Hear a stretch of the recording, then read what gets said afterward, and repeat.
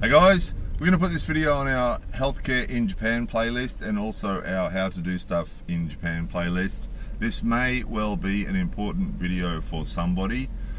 Recently in Japan, a New Zealand man was hospitalized in a mental health hospital for some episodes that he was having, and he was tied to a bed for 10 days by the wrists, ankles and chest.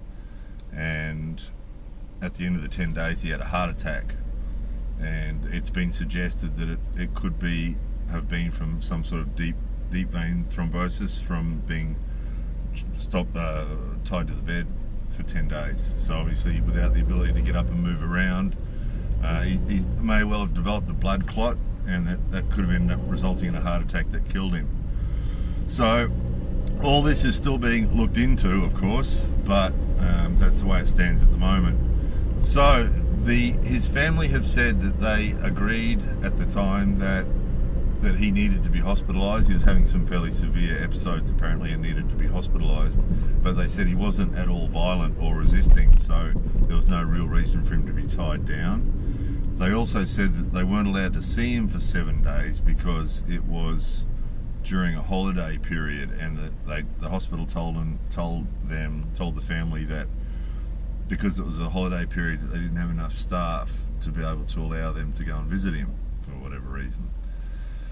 So a few things about this that might be worth noting if you're intending to come to Japan or spending any time in Japan. Those of you who've followed our Healthcare in Japan playlist have seen a number of examples of dental surgeries and also hospitals where various people we know and members of our family have had operations and different things. And we've got lots of examples of cases where the treatments that were about to be performed weren't what we wanted or weren't what we were comfortable with. And we've given the advice before that it's wise to keep yourself aware of what they're going to do to you, and if you don't like what's happening, to say so. So in the case of the mental health patient, obviously that's more difficult, and you really need an advocate that's going to stand up for you and fairly vigorously say what they think is in your best interest. So what you have happen here is doctors in Japan are really treated like gods. They really are. It's sort of like what some societies were like, in the distant past, where doctors were considered to be sort of magical people, and here we've mentioned this before on the healthcare playlist. Here doctors are really treated like they're something special, and the nurses all stand around, jumping to attention whenever they're told to do something, and the patients tend to treat the doctors like they're gods. Basically, the doctor says something and the patients all just do it. So that's one thing, is that the patients and the other healthcare people don't question what the doctors say. They don't have that sort of, in a lot of modern societies now, if someone has some doubts about something or is concerned about something, whether it be another healthcare professional or the patient themselves, they'll usually speak up and say something, and the doctor will normally talk to them about it. Whereas here, that's not normally what happens. The doctor normally just tells you what he's going to do and he just does it. Everybody just goes along with it. So there's that part of the society. The other thing is that there's a way of thinking in Japanese society that when you have healthcare things done, that a certain amount of pain and discomfort is inevitable, which is sort of true to a certain extent. But in a lot of other societies these days, if you're going to have some procedure that involves some sort of pain, they'll usually give you enough medication to make sure you don't feel it. And that's one of the ways we gauge the competency of doctors and healthcare people, isn't it? If they can do a procedure to us without any pain. And we'll often say that, won't we? Oh, this dentist is a great dentist, he did an amazing procedure and I didn't have any pain at all, and he did a really good job. That's usually part of how we judge these people and their abilities. Whereas in Japan, that's not it at all. People just accept that there's going to be some pain and discomfort, and quite often they're either under-medicated or under the amount of painkillers and sedatives and things that are given are usually under-given. So the point of all this explanation, again, we've talked about this before, but this is just reiterating it again, how important it is to stand up, because what will happen is, if you do say something, they usually will listen, but sometimes you have to say it quite vigorously. I personally have been in a hospital here where they were trying to do something to me that was quite painful, and I was trying to avoid it because it was really hurting. It was really hurting, so I was actually moving my body away from the doctor's hand because it was really hurting. And he and one of his nurses tried to restrain me and continue to do what he was doing. And I'm saying to them in Japanese, stop, stop, stop, stop, stop. And they were continuing to try, and he was continuing to try and do it. And him and the nurse were trying to hold me down and forcibly do this thing. And that's typical of Japanese healthcare, is that the doctor thinks he knows what's best and he's just going to do it, you know, and you just have to endure it, you know. And so I'm saying to him, stop, stop, no, stop, stop, stop. And he's continuing to do it, and eventually I physically pulled myself away from the pair of them and said to him, stop it. And you know, I've had that with a doctor in a hospital.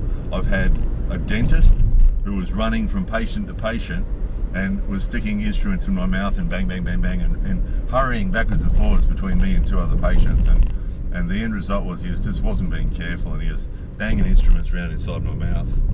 And I was fairly patient with it for a while, and then after a while I just said to him, hey, you know, relax. really strongly, you know. And he went, oh, sorry. And here we are 10 years later, and I still go to the same dentist, and he's excellent. Because after that little episode, he realised, okay, he has to be a little bit more careful with me, with this difficult patient, and he is, and he's been wonderful ever since. In actual fact, what he does, we found out he has nitrous oxide, and I told him I really appreciate the nitrous oxide. It helps me relax and takes away any discomfort. And now whatever they do to me in that surgery, they put the nitrous oxide on my nose first, which is pretty unusual here. You know, there's a lot of dentists don't use nitrous oxide here, and it's pretty unusual for them to use it so liberally. But he's found that if he does that, I'm the most agreeable patient in the world. And this is sort of what you have to do. You have to develop relationships with your healthcare people where they will listen to you and they will talk to you. And if you can't, if the one that you're seeing here doesn't do that, go somewhere else, because you know, otherwise you'll have them doing things to you don't want them to do. And as we mentioned on previous videos, the standard of healthcare here is actually very good. It's the bedside manner that's lacking, and it's the communication with the patients that is lacking sometimes. So you just have to find a healthcare professional here who's good and who will communicate with you. And once you've done that, you're set. I mean, I've got a dentist that's absolutely excellent, happy to go there every 6 months for a checkup and a clean and whatever else needs to be done. He's very, very good, and his staff are very, very good, and we have no problems at all. There's a hospital that we go to for operations and things, and you might remember a video about that. There was an operation performed there at one stage, and again, that they were going to do a hernia operation with just an epidural, which those of you who know about such things, lying conscious during a hernia operation isn't exactly what you want to do, and in most countries a general anaesthetic is used in that case. So again, I stood my ground and said, look, you know, I don't want to be awake during an operation. I want a general. And what they do when you say something like that is they go, oh, it's not what we do. It's not what we do. Usually we only do epidural. It's not what we do. But again, I stood my ground and said, no, look, I want a general anaesthetic. And he went, oh, okay, and he did, and I got a general anaesthetic and had a painless operation and with no trouble at all, and healed up well, and it was all beautiful. So the point of this is, we did actually make a video about healthcare in Japan before, and we actually took someone to a mental health hospital in Japan for panic attacks, and they're actually treated reasonably well, although there wasn't a lot of discussion with the doctor. There was basically just medication, and there was a lot of heavily medicated people walking around that particular day in that hospital as well that we noticed. So it does seem a common way that healthcare, mental health in Japan is treated is with heavy medication. So this obviously, if you are in Japan short term or long term, and you've managed to find reliable healthcare professionals who you trust, then that's fantastic. If if you haven't, and you have something that needs doing, and you have the opportunity to return to your own country where there are healthcare professionals that you trust, then that may well be your best option. If you can afford it, and if it's doable. I mean, you might not be able to fly depending on your condition. So with mental health care, obviously it's that much more complicated, because obviously if you're in the middle of a major event or some sort of a major problem, you might not be able to go and book an aeroplane and fly back to your own country and get treated, obviously. So either you want to look at your options before you come, if you can. Either find someone here that you can rely on who will give you treatment that you want without just, I mean, apparently that guy was heavily medicated and tied to a bed for 10 days, which, you know, apparently, by the sound of it, it wasn't warranted. It sounded like he wasn't violent, he wasn't resisting anybody, so there was no need for him to be tied down. So if you want to avoid a situation like that, you either need to identify healthcare professionals here who you trust and can communicate with. And again, your Japanese either has to be really, really good, or you need to find a healthcare professional whose English is good. We're collecting some on the English friendly directory, but they're actually very hard to find. Or you need a Japanese person who's going to help you and going to translate for you. However, the problem that you have with Japanese people advocating for you is that Japanese people will usually just go along with whatever the doctor says. And they're programmed to do that. They're programmed just to say, oh, sensei says this. They call doctors sensei here. And they'll say, sensei says this, sensei says that, so that's what we're going to do. And so that's one problem. Unless you get a Japanese person advocating for you who's prepared to stand up to a doctor here and be quite strong, you've got to be really careful you don't end up with someone who's just going to go, oh, hi, which is usually what they do. That's usually what they do. They usually just go along with whatever the doctor says. And we hear this all the time, and quite often some of the doctors here are really living in the 1950s. I mean, some of them are really good, up to date with what's going on, and they're really, really good. But some of them are living in the 1950s.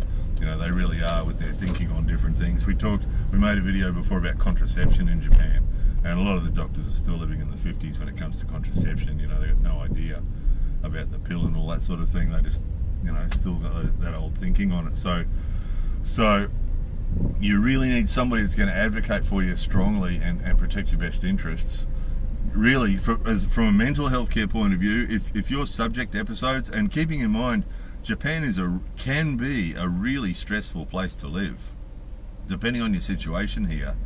You know, anybody that lives here long term will tell you it can be a really stressful place to live, and depending on the situation here, you know, that can be an ongoing thing. And so if you are prone to episodes or any sort of mental health issues like that, you really might want to, first of all, you might want to consider not coming, to be perfectly honest. If you're really worried about ending up in a situation where you know, you end up in a hospital here and these guys here are controlling your fate, if you don't like the sound of that, then you might want to consider not coming. The second option is another option is, I mean, there's boundless options, isn't there? Another option is to come here and do some research in the area that you're in and find healthcare professionals that you can really rely on. That's another thing you could do. It's difficult. It is difficult. I mean, and we're trying our best with the English Family Directory. We're trying our best to collect healthcare professionals that can speak English and that we've heard are good. And we're getting some, but they're really hard to find. So finding someone in your area could be a bit of a struggle. The other thing is have an advocate who's prepared to really stand up. And I mean, I don't want to say anything about the New Zealand man's family, but apparently, you know, they knew that apparently the brother was there when they were tying him down. So the brother saw him being tied down by the wrists and ankles and chest. So the brother had seen that. And then the brother was told he couldn't see him for a week because of this holiday thing that was going on. And again, it's really difficult in that situation here when the doctors are telling you and the nurses and the person at the reception counter, and you know the way the healthcare system works here, everybody just tells you what the doctor said and that's the end of it. And it would be really easy in that situation for the brother just to go, oh, okay, and just walk away and think, oh, well, they know what they're doing and it's all okay. But really, you've really got to shake the tree. And I mean, not screaming and shouting and being insane about it, but being really strong about it.